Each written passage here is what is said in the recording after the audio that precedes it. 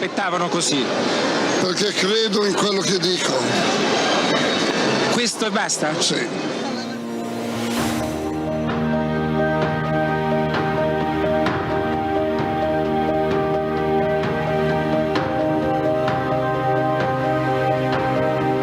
Don Giussani ha generato un popolo e io faccio parte di questo popolo. L'avvenimento in cui Dio entra nella nostra esistenza e tutti, colpiti da una curiosità, sospendono per un istante l'ora e guardano dalla parte da cui viene il grido.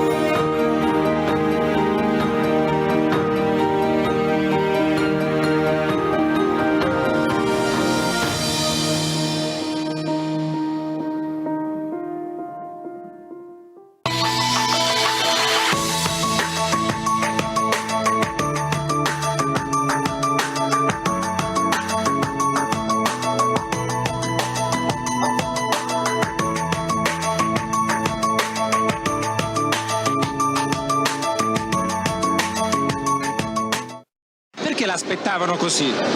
Perché credo in quello che dico. Questo e basta? Sì.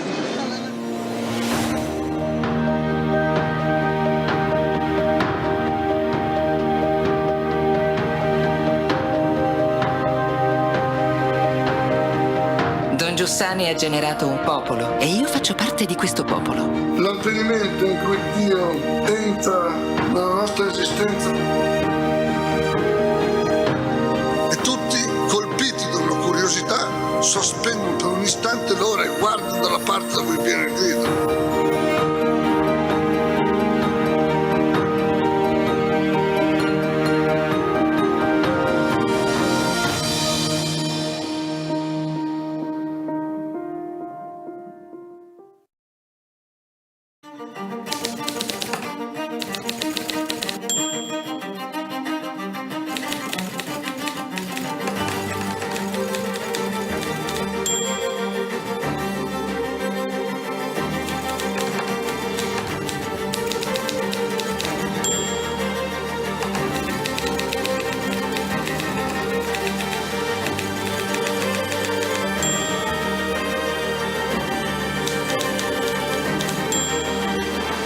La civiltà dell'amore, fratelli e sorelle, costruite senza stancarvi mai questa civiltà.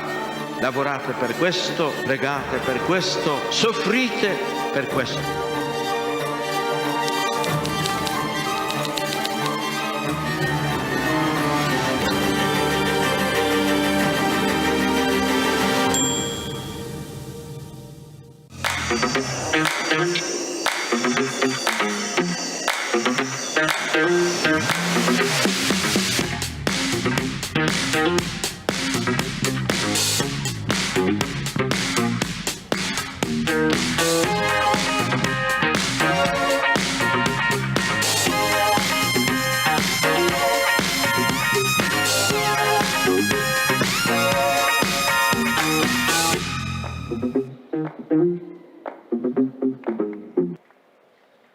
Buon pomeriggio a tutti.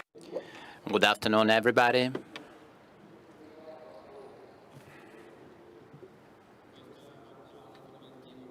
So that's a round of applause as an introduction just before starting talking. So again, another round of applause. Welcome here to this meeting, receiving, accompanying and educating experiences of family. I was taking part in a presentation of the meeting with the director Forlani, and he said that at 3 p.m. in the auditorium room there were the most important topics to be discussed. So just to frame this event that we are holding here today, let me just make a brief introduction and then I will leave the floor to the next speakers. I'm Davide De Santis. I am replacing Marina Ricci. Marina Ricci is a writer and a journalist. She wrote a wonderful book, and today I will somehow advertise some books. The book is titled Govindo, Il dono di Madre Teresa, and in this book she talks about something that happened into her life. So she was working for the TG5, and she went to Calcutta when Mother Teresa was about to die. And there she met Golindo, one of the disabled young people that were there with Mother Teresa. She decided to bring him with her at home, and starting from that moment, she began that adventure for herself and for her family as well. So I'd like to ask for another round of applause for Marina, who unfortunately couldn't join us here today. Golindo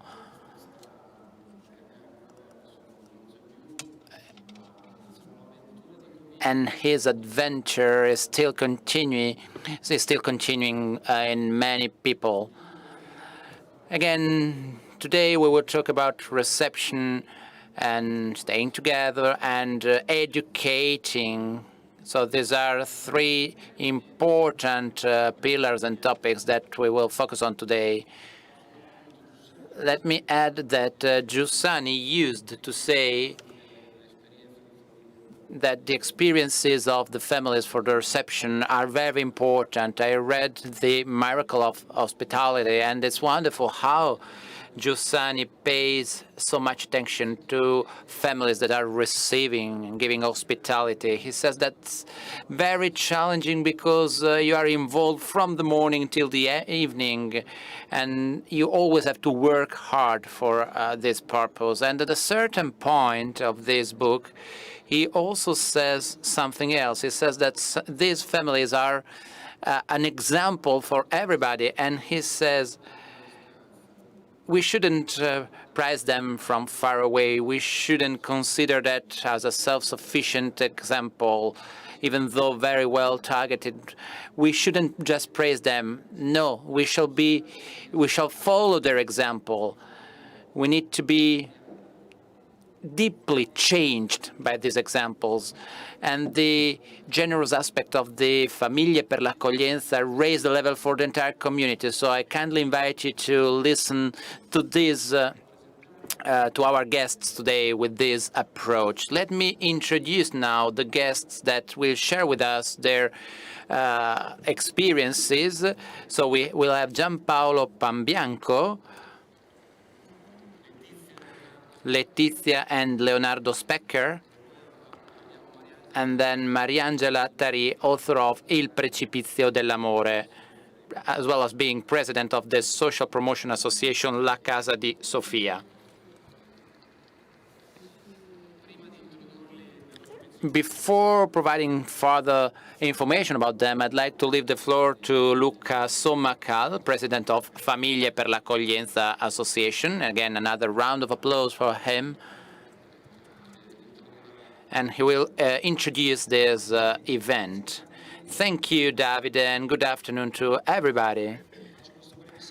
Let me just briefly tell you what Famiglie per l'Accoglienza is. Famiglie per l'Accoglienza is doing a lot of things, and just trying to sum up everything, I can tell you that we are a network of families who share the experience of reception and propose it as something good for the person and for the whole society. This year we are celebrating 40 years since our foundation, and on the occasion of this anniversary, Pope Francis met us last May, and he addressed us words of esteem and encouragement. And he told us, persevere in faith and in the culture of reception, thus providing a beautiful Christian example and an important social service. Thank you for what you're doing, and please continue this embrace. This is a story that from a small group of families has spread throughout Italy and several countries around the world, involving thousands of other families dealing with other forms of reception, such as foster care, adoption, taking care of disabled children, elderly parents, and various forms of hospitality, such as fragile youth and adults, or more recently also the reception of refugees coming from war areas. We receive in our house children, youth, and adults that often have dramatic and painful pasts. We are absolutely normal families, and we are led by the vicissitudes of life to open our hearts and the door of our homes to a child who is as long awaited as it is disrupting our plans, or at an unexpected guest. Families who receive by virtue of that abundance of good experience during their marriage and within the context of the Christian community. We are networked families, helping each other through all the challenges that these experiences entail, and we support each other in renewing the deep motivations that are in line with all the reception actions, because alone it is difficult, if not impossible, to withstand the impact of certain challenges. Supporting the fragilities of our children, we learn how to handle and also how to accept our own fragilities. And even more, we experience the impossibility to solve the drama, the pain, and the wounds of those we find ourselves loving so deeply. Yet in living this experience, which is as real as it is contradictory, we are experiencing something good. The speeches that will follow will show that human maturity, a love for the infinite freedom of the other, for his and only his own, often very tortuous path towards his own destiny. Something good that comes from the reception and embracing the mystery of life that knocks at the door of our home, realistically, physically, dramatically, and being accepted in return by itself. It is the dynamic of an event that happens with each single act of reception, and that has allowed our experience to live throughout 40 years of history. An event that has touched the hearts of people who are very different in culture, behavior, and personal vicissitudes, but which has recurred identically in its essence and meaning. And not how, but that, as the exhibition these days here at the meeting is titled, and very well described by Don Giussani in one of his speeches in 1993, when he said, "It is necessary that what happened in the beginning should happen again. Not the way it happened in the beginning, but what happened in the beginning." The impact with a human diversity in which the same event is renewed. And in the renewal of the first impact, and therefore of the surprise of the correspondence between a different human presence and the structural needs of the heart, one feels the reverberation of the same event that happened 10 or 20 years earlier. Not how, but that, then, each according to his own or her own his or her own way, conveying that fullness that happened at the beginning, that is renewed in the young families we meet and in the friends who follow the life of our association. A fullness that is proposed not only to those who are directly involved with experiences of reception and hospitality, but that touches the hearts of everyone they meet. This is what happened to the 14 artists that we involved in the exhibition project. We challenged them, proposing them to be involved with our families, to live somehow with them, and to express with each one with its own art form their own experience, the that they would capture through their how. Nothing could have happened, yet the works that came out of these experiences show that something actually happened, something that struck their heart and their eyes. With their human and artistic sensibility, they've well represented the surprise that came out by meeting absolutely ordinary people that through simple reception gestures can show a possible way for everybody. I think that this project, the exhibition, and the experiences that will follow represent a very good example about how the words mentioned as the title of this meeting are not only for those who are called to live or have lived a certain particular experience, but precisely through the particular experiences we will hear, the path of everybody may be enlightened, laying a seed of real change within our society. So we can experience what Don Giussani writes at the end of the Miracle of Hospitality, the book that has just been mentioned, when he says, one begins to perceive a sense of living, a taste for living, a usefulness of living, that by what itself defines the self of each one, introduces a new perspective within the worldly context that seems inevitably destined for death, that is, for nothingness. Thank you very much. And I invite you and suggest you to visit the exhibition. Mariangela, are you ready? Can you hear me? Good afternoon, everybody.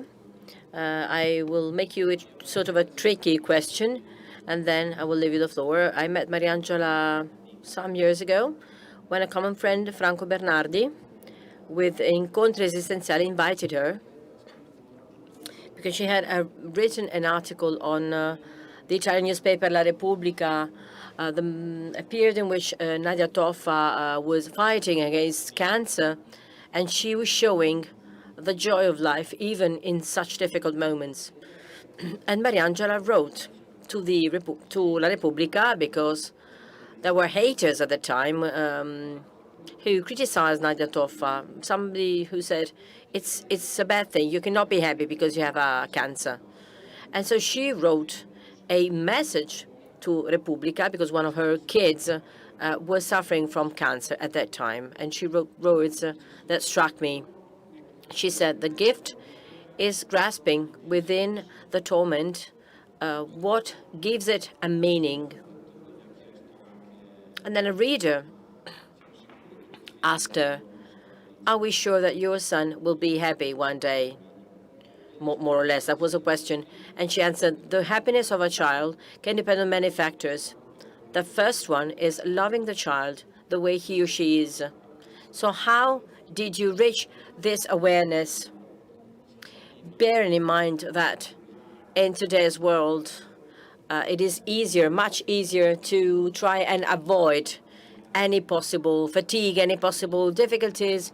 Each time one has difficulties in the family, the first reaction is try to avoid them, decide to break a family, or simply give in to desperation, which is the easiest way, because you decide not to tackle difficulties.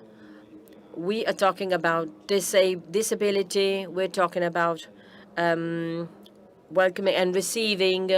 We are talking about foster care.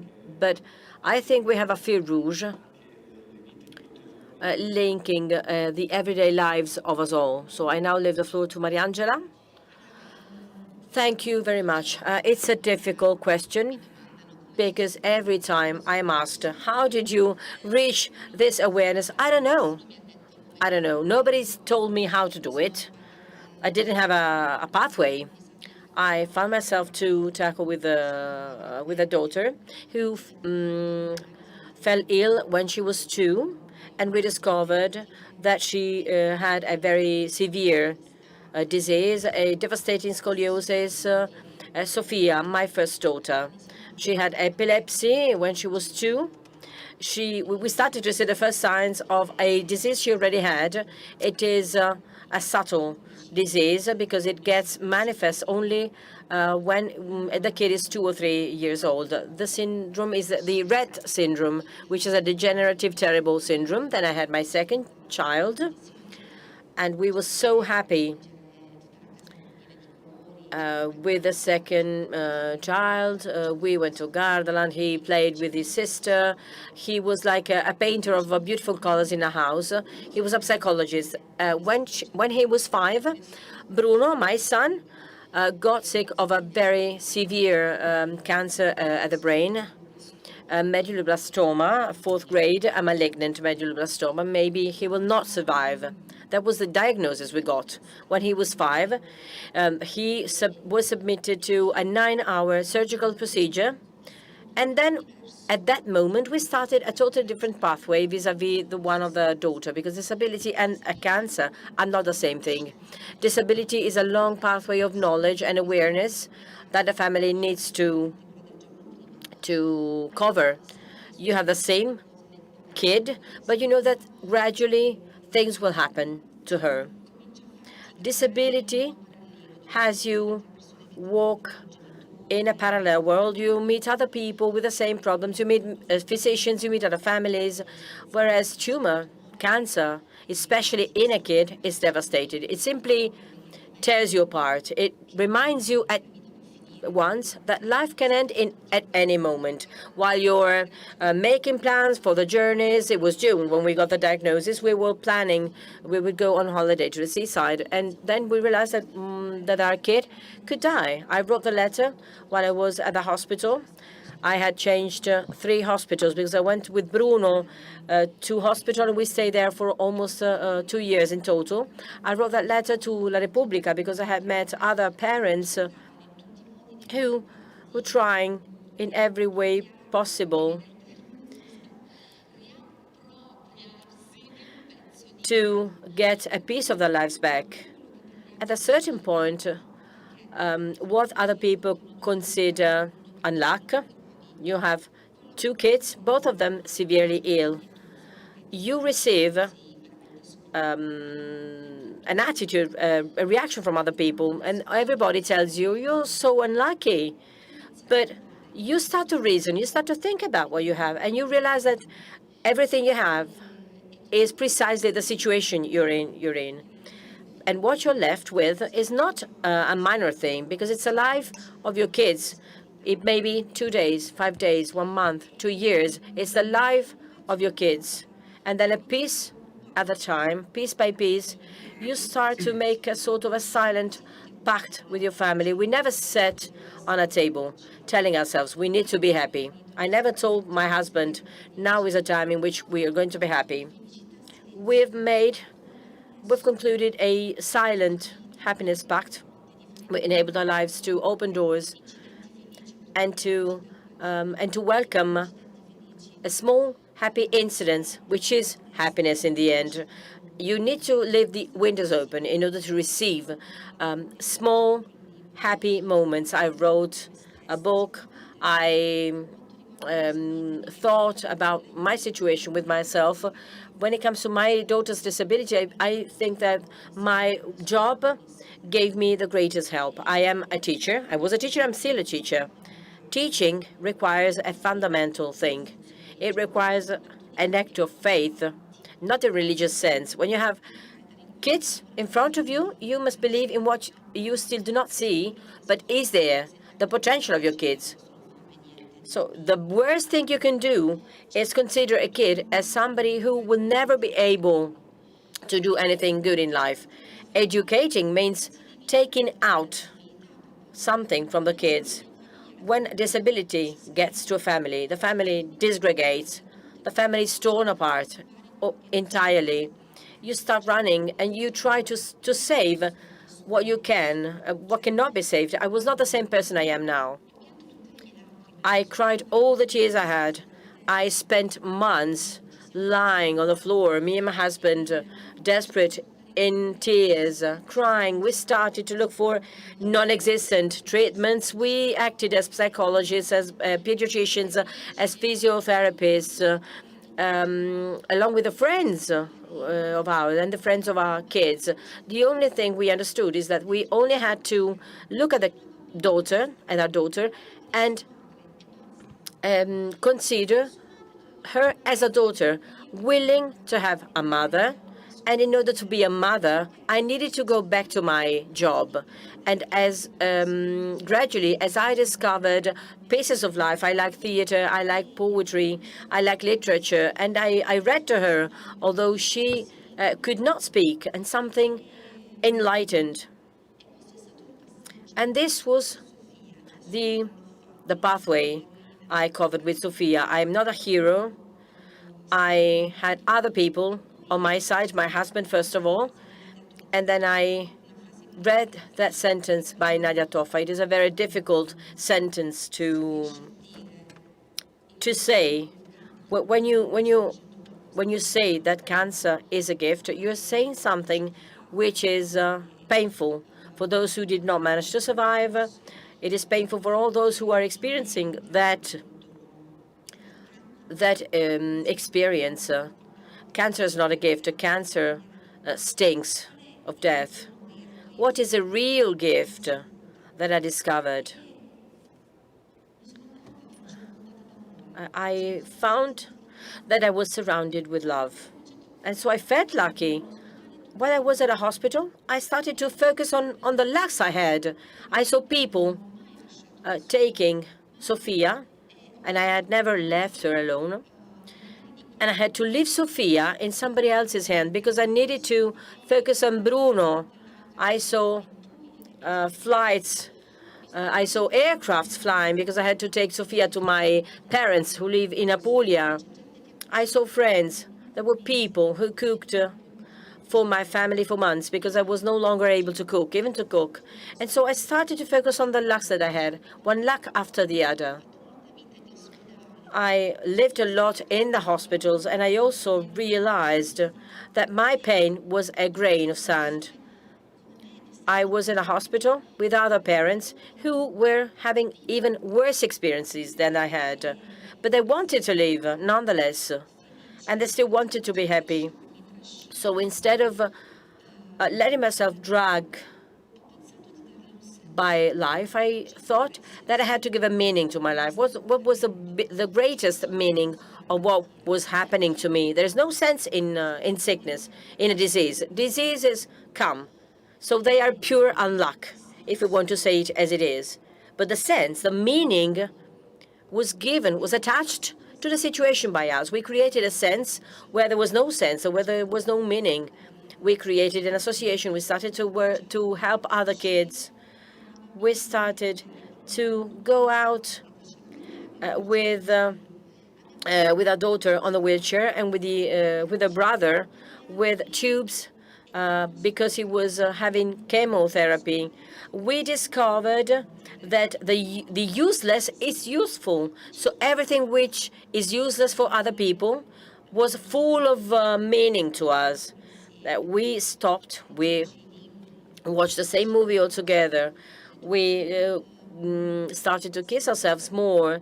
We spent our evenings eating pizza on the beds, and we discovered that life is made up of moments you have to enjoy every day. I don't know how it happened. I don't know how. I don't know whether I had a microchip in my brain or not, but as soon as I changed myself, and I started to discover that I still had things I could do with my kids, and that there was a big chunk of life. And there was astonishment. Astonishment contains two beautiful things, a gaze towards life, which is full of wonder. If you lose astonishment, you will not get astonished in the face of anything. So little by little, I got back to making questions on the world. The marvel of observing a sunset all together with my kids and my husband, in hugging my sister.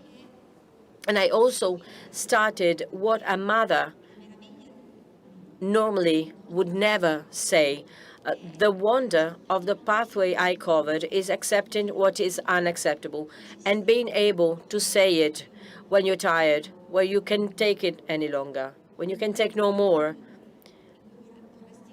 There's a moment in which you want your kids to disappear for a moment because you need to rest a bit. And I discovered that there were always people ready to lend a hand. This is not a minor thing, because disability impoverishes families. Families get dry, they get arid. In many cases, husbands simply leave the family, or the family members disappear because they cannot tackle the situation.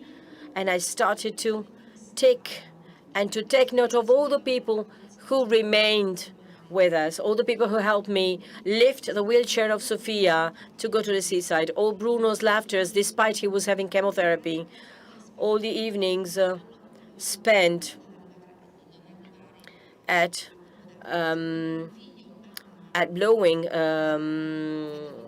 small explosive during the New Year's Eves in Apulia, because we knew that it might be the last one we could leave. And I started to laugh as a foolish person in August, celebrating a New Year's Eve, because I wasn't sure I could celebrate the New Year's Eve in December. It is moving. There is no why. I don't know why it happened. It simply happened because I met people able to be a gift for the others. Baudelaire said that love is the ability to get out of yourself. And I met these people.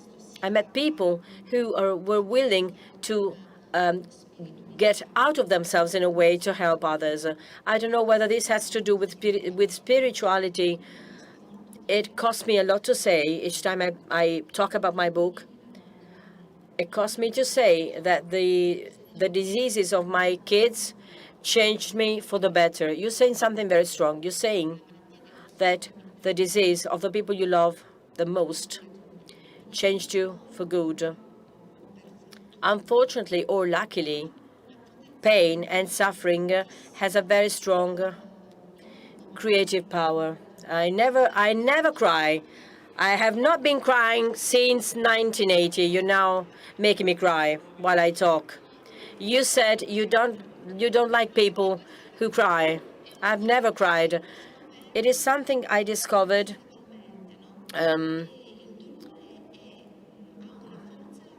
without purposes. Pain and suffering has a creative power, just as love. When we are in love, we give a different name to everything. Shoes are no longer called shoes. The sun is no longer the sun. When we are in love, because we have the eyes of love. So everything takes on a new name. I discovered that suffering and pain does exactly the same thing. You give new names to everything. It displaces you for what you are. It takes you away from what you are, and it reminds you that you are here now and today, and everything becomes sharp in pain. And life becomes something you should eat with big chews, biting, something you should bite. That's exactly what Nadia Toffa tried to express when she knew that she was about to die. And life became the strongest thing, as strong as ever. And this strength, which arrived, never stops haunting me. It always requires me to do something for the others, to do something for my family, to do something for my kids. And this strength holds me and keeps me vigilant. Although in suffering, it keeps me vigilant and very present in this life.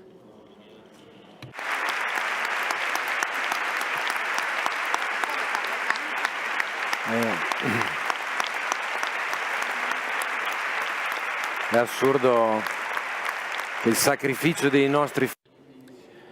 It's incredible, the sacrifice for our kids. We always try to solve their problems. Actually, they always give us something. Thank you, Mariangela. Thank you very much. And a round of applause for Giampaolo.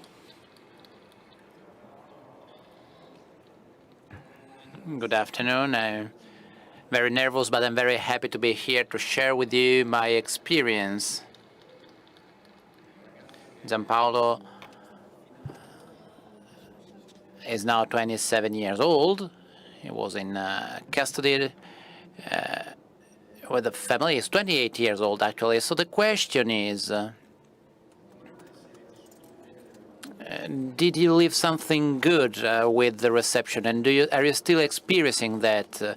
I know that it's a kind of a tricky question. Good afternoon, everybody. It's been a very peculiar, particular situation. With the foster care, I went to live with a family when I was 11 years old, so I already had an age for which, with my origin, family of origin, there were no real foundation, no real solid basis. It was a very marginalized family, also from a social point of view.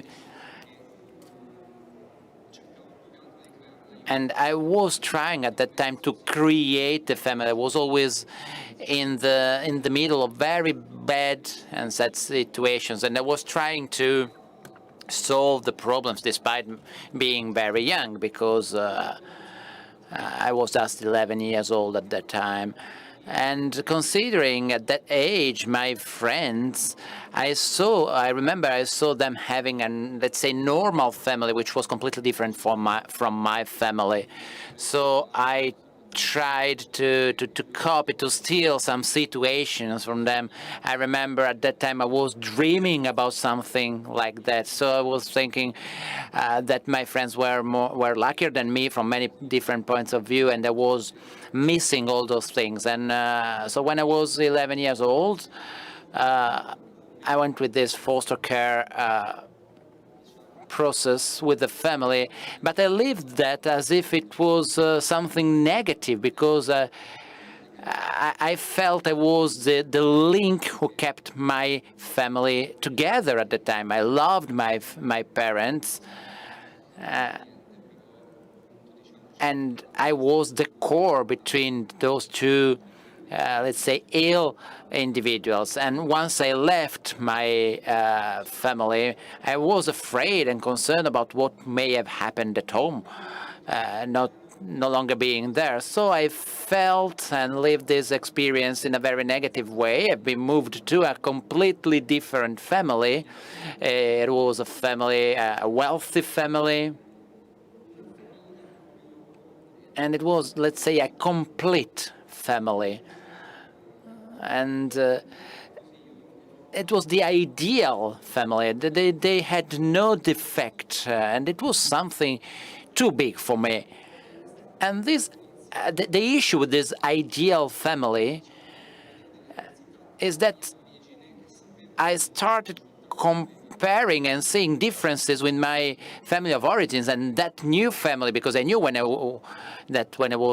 I turned 18, I would have had to come back to my family. So going back once per week on Saturdays and Sundays, I felt even more this gap. So during 5 days during the way, I was behaving in a way, and then on Saturdays and Sundays I was behaving completely different way, and this was very challenging. So I started feeling some bad feelings towards the kids of that family, because they were the real kids, the real children of that family, and I was the stranger one. So again, I knew that when turning 18, I would have had to come back to my family. So I felt as if I had no future. So that period has been very, very challenging for me. I started with the first couple of years, well, more or less the situation was fine. But then when I started attending the high school, I started relying on people sharing similar experiences and similar challenges. and I was kind of ignoring the part of the society which was having completely different lives. So basically, in order to escape from this situation, I started doing bad things. I started creating problems at home, and I really, really lived this situation badly. I rejected the school and a couple of times at the high school, so I failed a couple of years, and my second family was kind of stranger for me. And when I turned 18, I decided to go back to my house. So it was just 30 kilometers away. It was not that far away. And at home, I had my father who had a kidney cancer, and he passed away 6 months later. And my mother who had brain cancer, since when I was 9 years old. So again, I basically became responsible for all these situations. So I took care of my father until he passed away, almost every day, facing all the challenges. And I also started using drugs and illegal substances in order to run away and escape from this situation. Once my father passed away, I had to take care of my mother in a completely different situation and context. And at that point, I have not been able to afford to face that situation. So I could no longer see and know how to reach the day after. And I was hoping not to get to the day after. Really, I was 20 years old, and it's been a very, very challenging moment. And after 3 years, I stopped having a relationship with my foster care family because I stopped talking with them. I felt a feeling of shame with them. And I remember I've been mentioned on the newspaper because of a very bad situation, and I received a letter at home from this family telling me they were concerned, they were afraid, they were there for me, and they wanted me to call them. At that point, I cried a lot, and only at that moment, relying on the Service and Association for Addicted People, I realized that those people, after 3 years, after all what I did, and despite the fact that I actually didn't give anything good to them, I only created problems to them, I couldn't understand the strength of this family still supporting me. And despite 3 years of silence, they kept on supporting me by praying and with different other ways. So I was not able to understand why and how. So I decided to join a community helping addicted people. And at that point, I tried to contact them again after 3 years, and something happened to me. I realized I had to recontact them. I had to refocus on my life. And once I joined that community, with the help of psychologists and other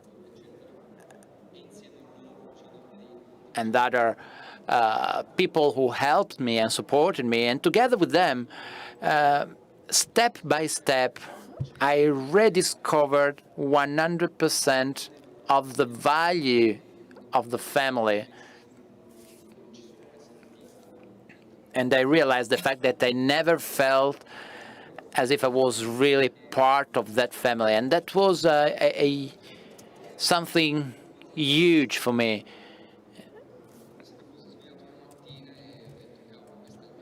And I realized as if it was a calling for me, and as if I woke up that morning realizing something new, because during those 3 years they never stopped supporting me, and again they were ready to shelter me in their house. I remember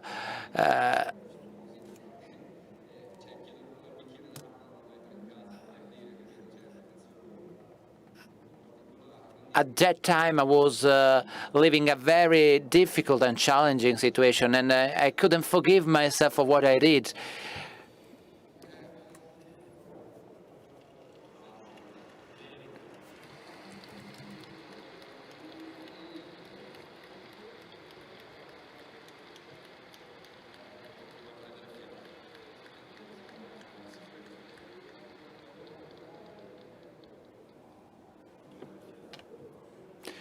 So you can take your time, Giampaolo.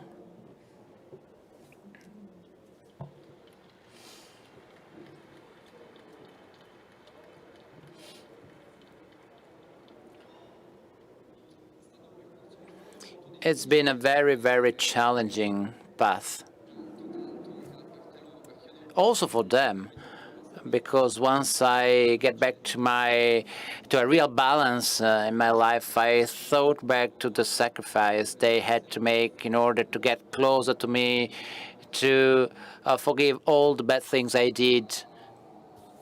And it's been something extremely important that allowed me and led me to move forward, to overcome the obstacles and to go ahead. And something else happened to me, the fact of being part of a family.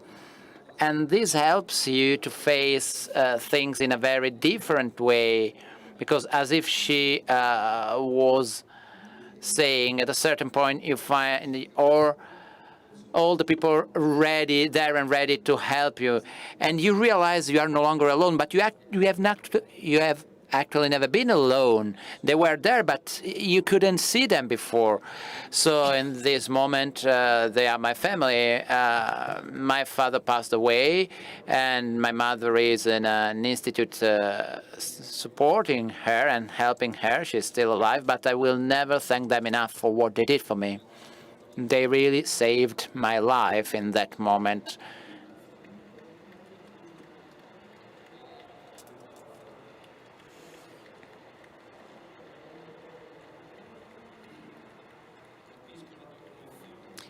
I perfectly understand how you can feel. Well, sorry, it's very complex to talk in front of such a numerous, big audience.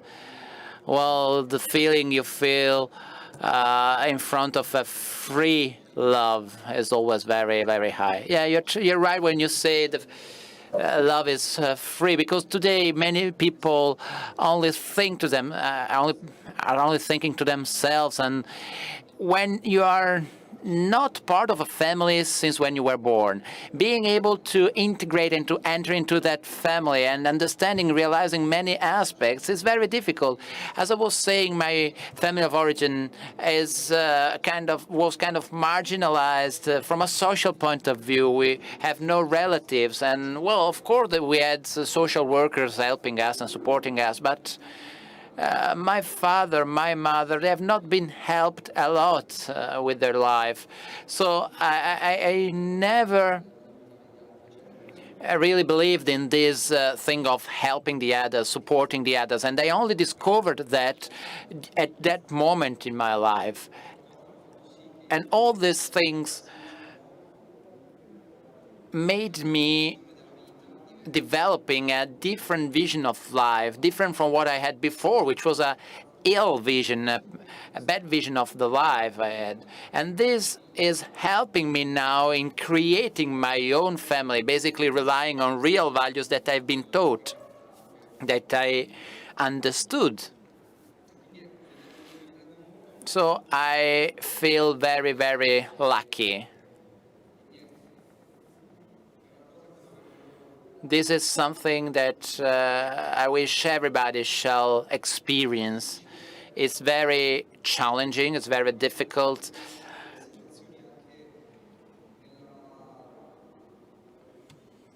but it's important to understand some kind of situations and values during the childhood. Each one has his own story and his own background, of course.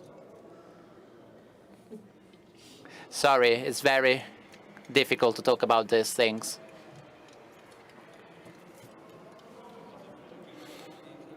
You already had more applause than Draghi and all the other guests. Thank you, Giampaolo. Thank you very much. You really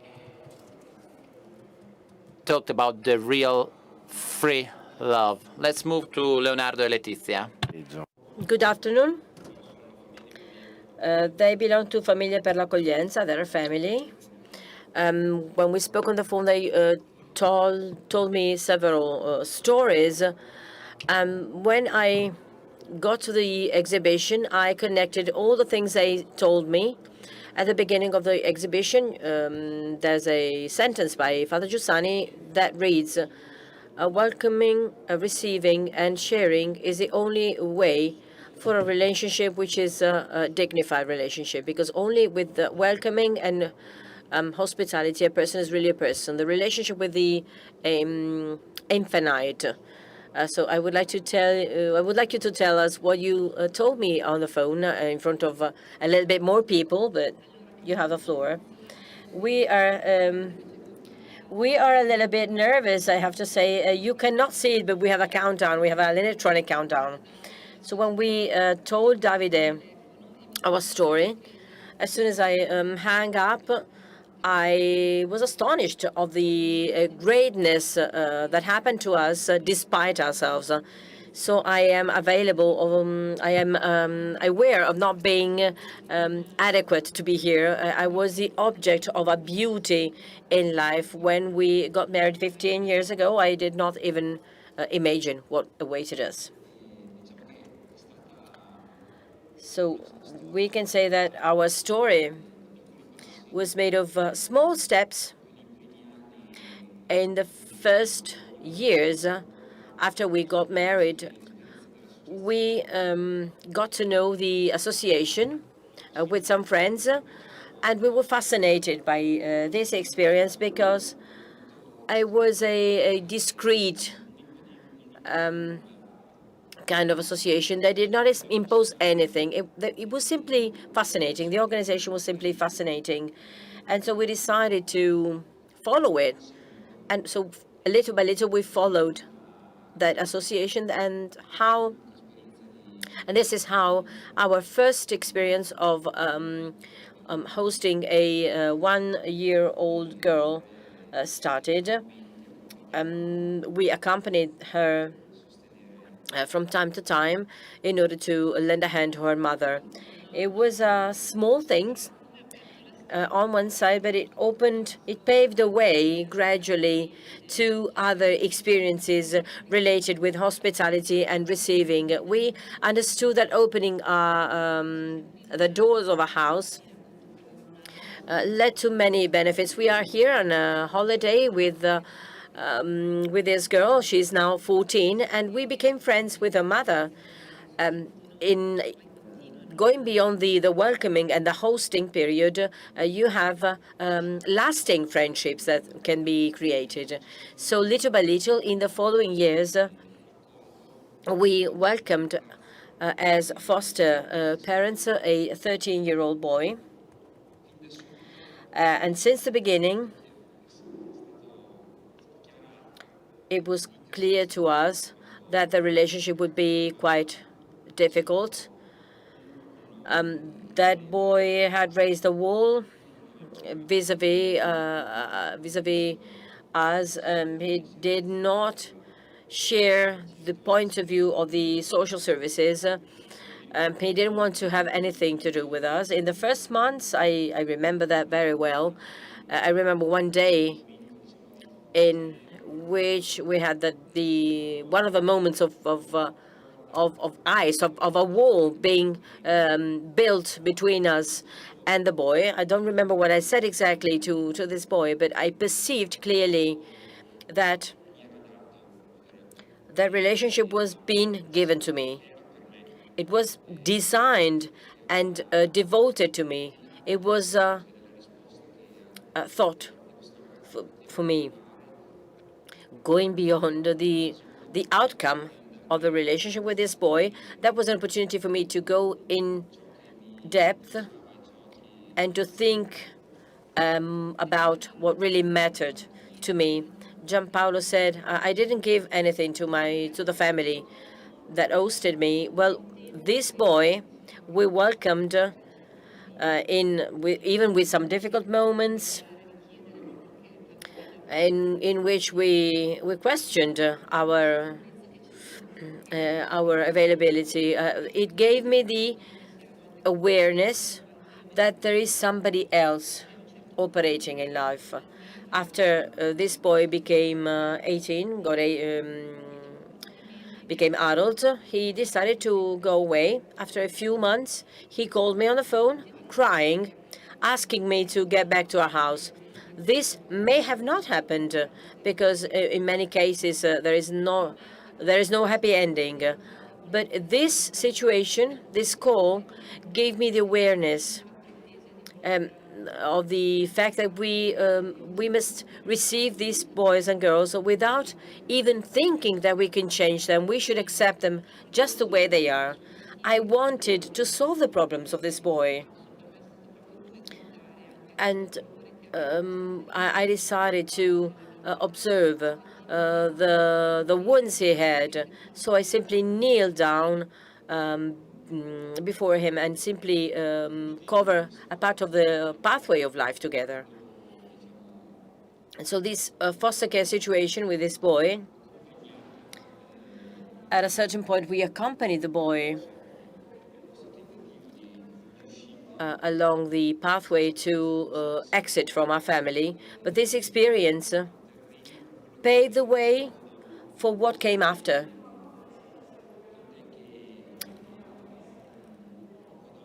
And after a few months, we decided together to get involved in the pathway of adoption. My wife has always been an advocate for adoption. I was more reluctant, but the previous experiences that we had enabled us to start thinking about the adoption.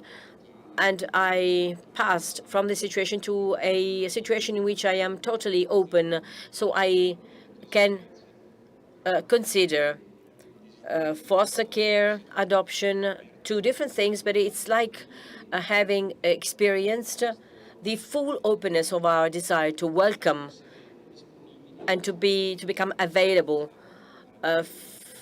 for whatever the life might have proposed us. And this is why I found myself more available in a way I would never have thought, considering my character and the way I am. And so there was a new unforeseen event. Through the network of our association, we received a request to accompany and to welcome to receive an 8-month-old baby, and she was at hospital and she was alone. We will call her Caterina. So we started with other people of the association to give company, to make company to this very, very young girl. And we, along with other people of the association, we stayed with Caterina for more than 1 month, with shifts 24 hours a day. At a certain point, we were asked to take the child into foster care. And I can still remember those moments which then repeated themselves. I remember the yes, the complete yes we said. And we repeated that yes several times. It was so evident. And I would have never expected to be so available to say yes it was a sort of a response to something that I had not calculated, that I had not foreseen. But at the same time, it also corresponded so much to the desire I had in my heart. When I saw that newborn girl at the hospital, I could not even get close to this child. And when we decided to become available for adoption,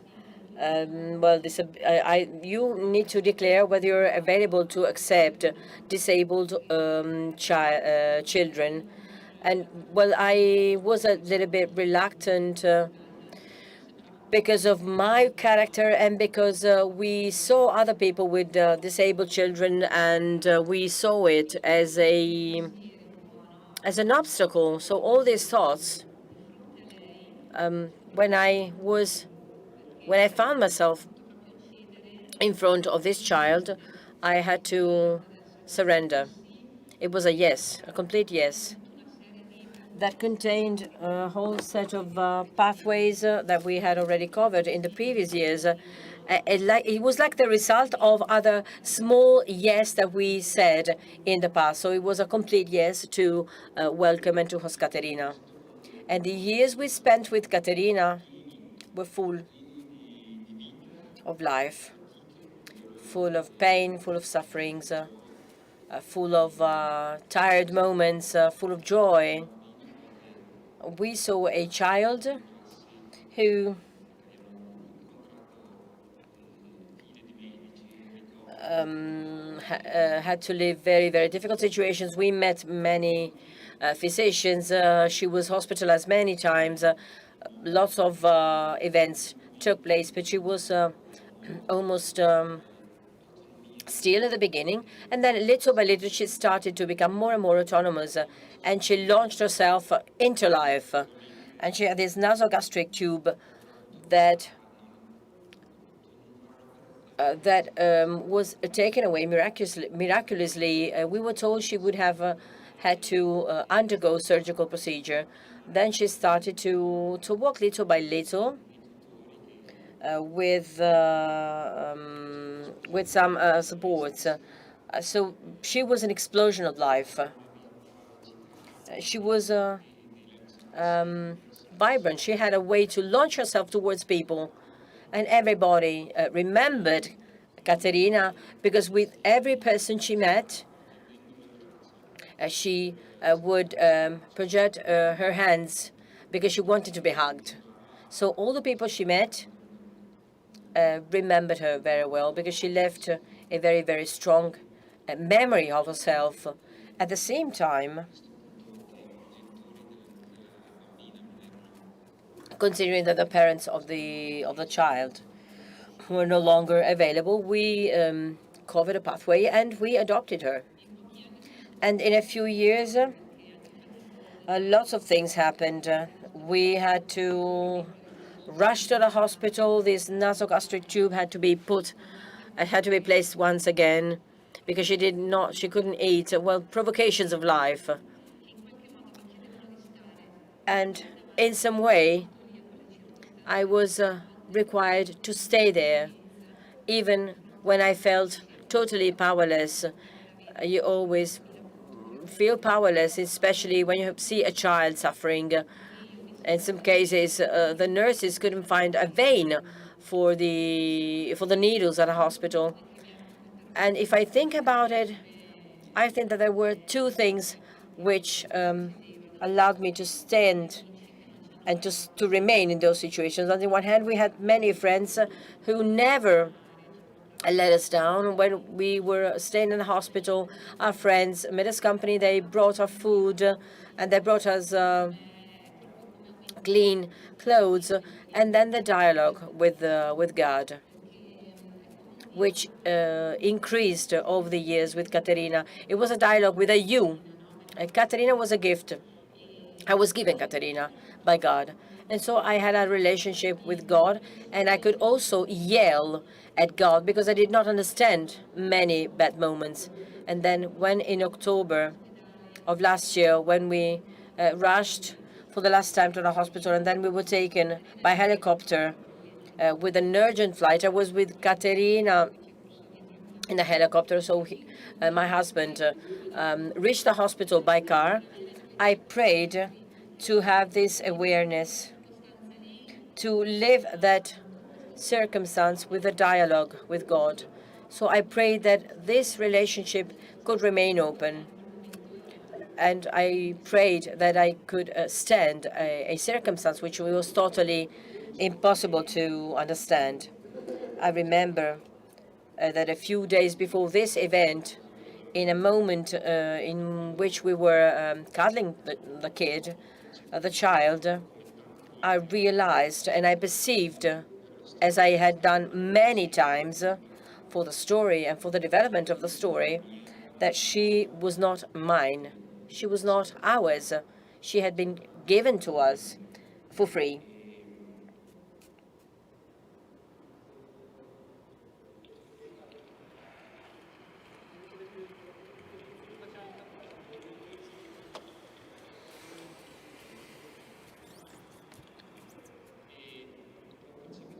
And I perceived that he who had given her to me, to us, could have asked for her back.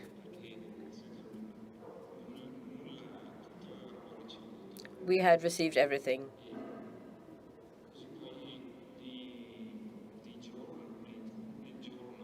Then on the day when the situation suddenly got worse and worse, while my wife was in the helicopter with Caterina, and I could not go to the helicopter because I only accepted one accompanying person. I was at home, and I felt totally powerless. And I remember that I received a good company by Cardinal of Antoine, who lived many years in isolation, in total isolation, in a cell, in the worst situation in which you feel yourself powerless, in that situation of abyss. Faith and hope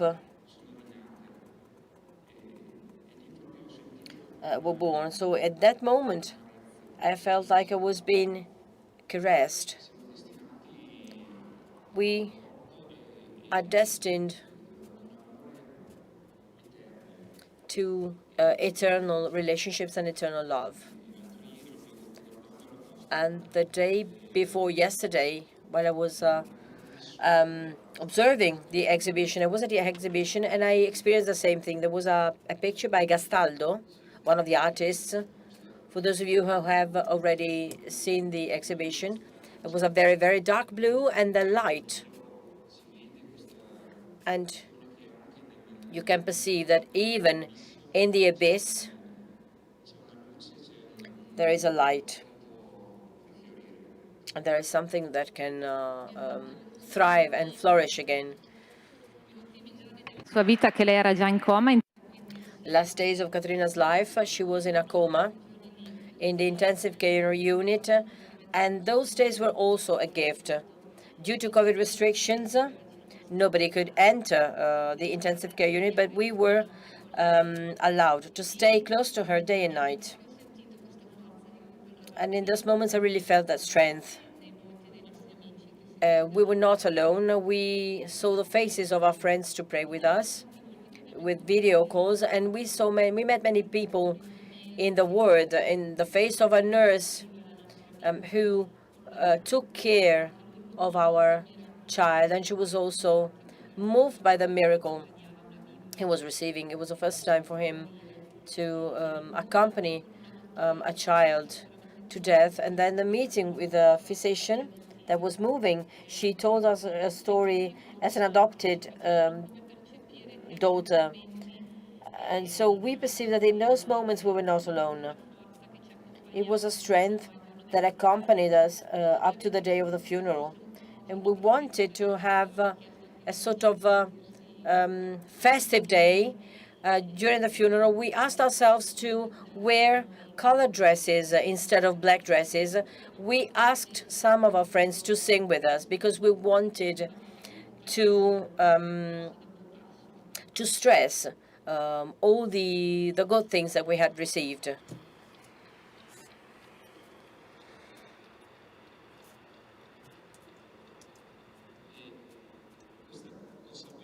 And this awareness to have received a good is what keeps accompanying us constantly. And when I was listening to what Mariangela was saying,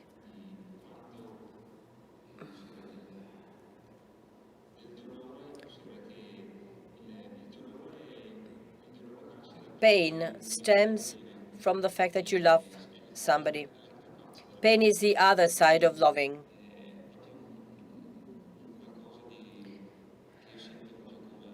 It is something that I feel as a grace.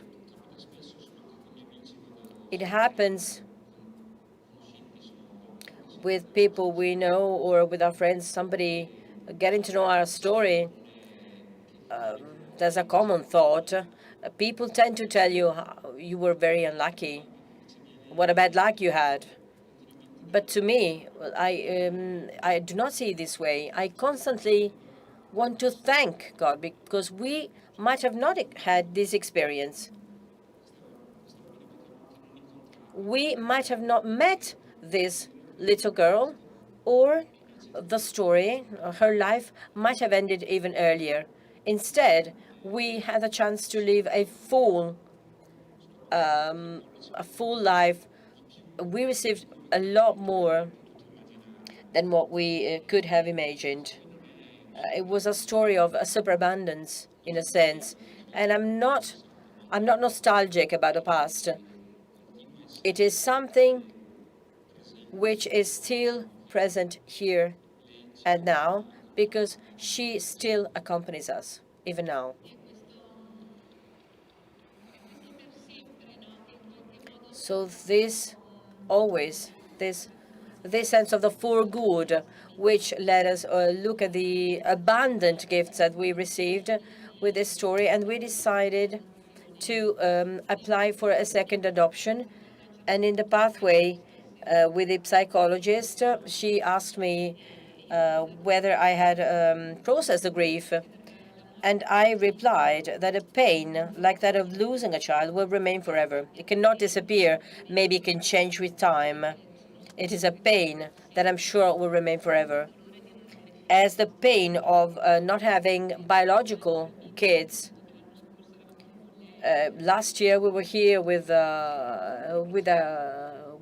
Caterina. It is a pain which it remains there, but it is as if we learned, and we still have to repeat it, that we want to focus not on what is missing.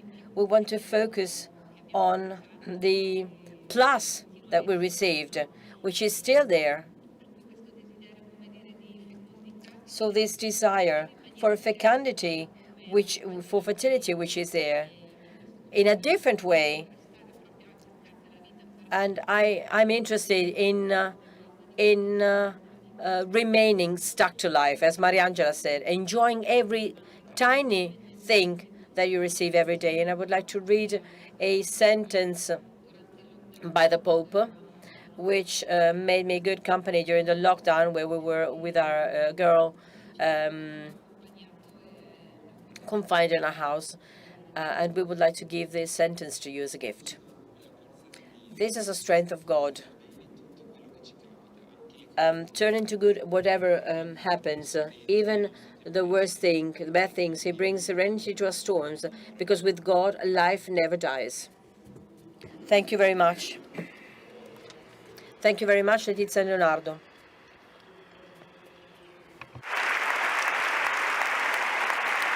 Grazie mille. Thank you very much.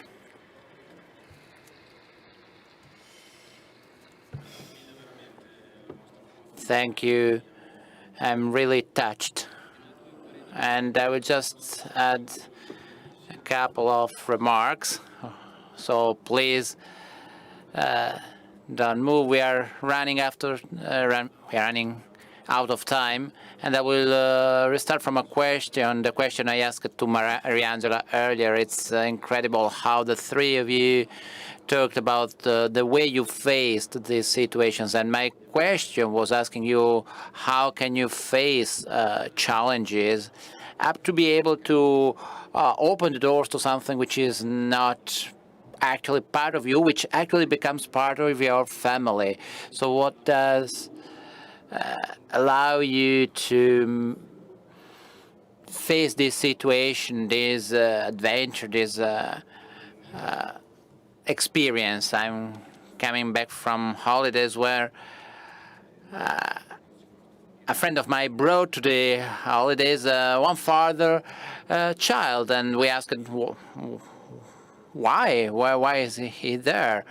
And he told us we decided to receive and give hospitality to this child, and this enlightened all our holidays. So this is just an example, and we think sometimes about this situation, about families who cannot have their own kids, and despite this dramatic situation, they find in the foster care or the adoption something which makes their family grow, bringing benefits to all the people surrounding them. So why doing that then? I think the first thing is to give importance to all the things that happen in our life. Otherwise, we will miss many things. And that's been said today. Especially Mariangela told us that we often miss many things that happen to us and may happen to us. The human being is done to look for his happiness and also for others' happiness. Don Giussani, again in its book, The Miracle of Hospitality, used to say that despite not being aware of that, a gesture of sharing is human and Christian. And sooner or later, this lack of awareness, but also the fatigue during our everyday life, which brings us questions, the questions that we heard before. Well, sooner or later, this brings you to ask yourself why for all those things. And it brings you to realize and to raise this awareness. Don Giussani always says, be ready, be aware. Be aware about what, then? Aware of what, of who gives us everything. You have been repeating that several times. And what is amazing is that this gift is given to us for free. All those gifts are for free. Because we always expect to have a doubt that so our family loving us, so we need to behave in a certain way. But in a certain sense, from a certain point of view, we can say that your family kept on loving you despite everything, up to the point that you said that you wish everybody to have this kind of to live this kind of experience. So this is the point. All these adventures are the result of the fact of being loved for free. We always try to copy, to imitate these free gifts. Giussani says that the goal of the fatigue concerning the work and the pain which is in line with the work is what can justify the work. And we can find this element in Jesus Christ. And the moment, as Leonardo and Letizia were saying, the moment where everything changes, when you can give a real face to this Christ. And from there you start realizing a huge happiness, because when you start knowing someone who loves you, you start doing the same. You start giving for free. And the last remark I'd like to share with you and we can find this also in the exhibition from the works of many artists, and it is the fact of relying on friends, real friends who support you not only from a physical point of view, so not only during the everyday life, but I'm talking about friends who will keep your mouth open and sometimes giving you answers as well, and ready to stay close to you and to face the situation together with you. This is fundamental, because in this way you are able to go deep into details about all things that happen to you. Even when you find yourself in a place far away, looking a child in the eye and falling in love with this child. So thanks to the relationship with your friends, you can go deep into details on this kind of relationships. So that's the point. Once again, sorry, let me add a further remark, a very last advertising. And there is another book which is called Chiedimi se sono felice, talking about some experiences of families with disabled people. You can purchase this book. So once again, I'd like to thank all our guests. So please, a round of applause for them.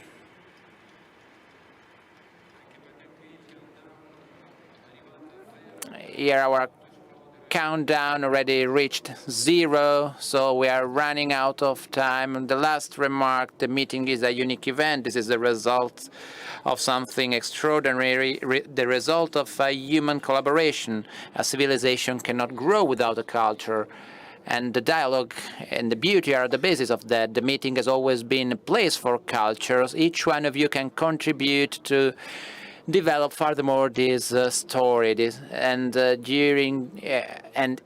within the fair you can find the Donate Now desk. So please go to the dedicated desks where the volunteers wearing a red T-shirt are waiting for you. An important news: since this year, the Meeting Foundation is part of the third sector. So contributing to the meeting will allow you to have tax benefits.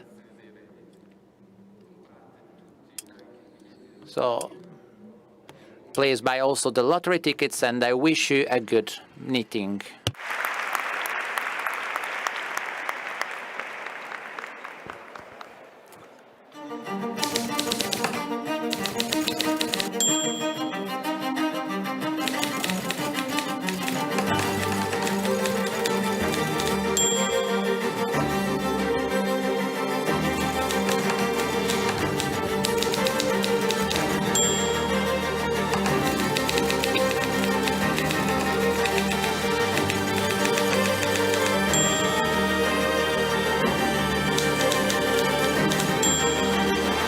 La civiltà dell'amore, fratelli e sorelle, costruite senza stancarvi mai questa civiltà. Lavorate per questo, pregate per questo, soffrite per questo.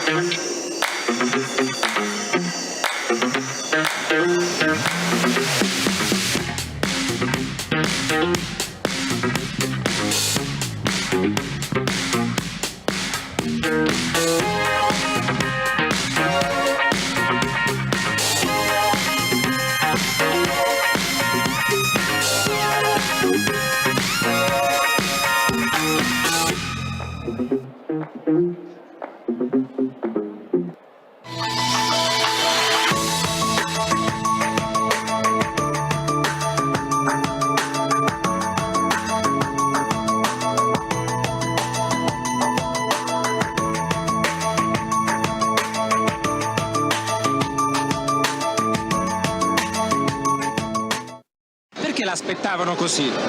Perché credo in quello che dico. Questo e basta? Sì.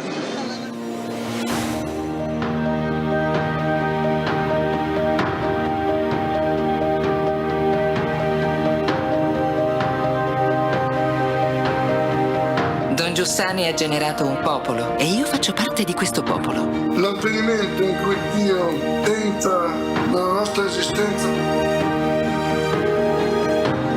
e tutti, colpiti da una curiosità, sospendono per un istante l'ora e guardano dalla parte da cui viene il grido.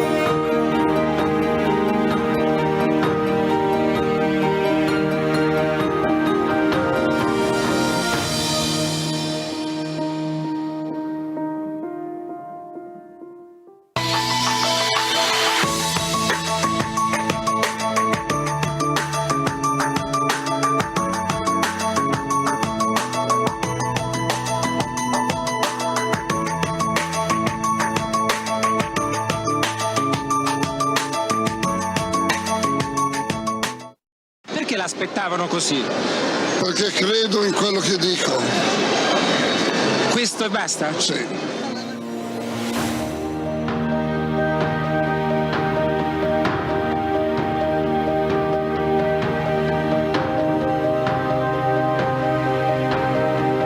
Don Giussani ha generato un popolo e io faccio parte di questo popolo. L'avvenimento in cui Dio entra nella nostra esistenza e tutti, colpiti da una curiosità, sospendono per un istante l'ora e guardano dalla parte da cui viene il grido.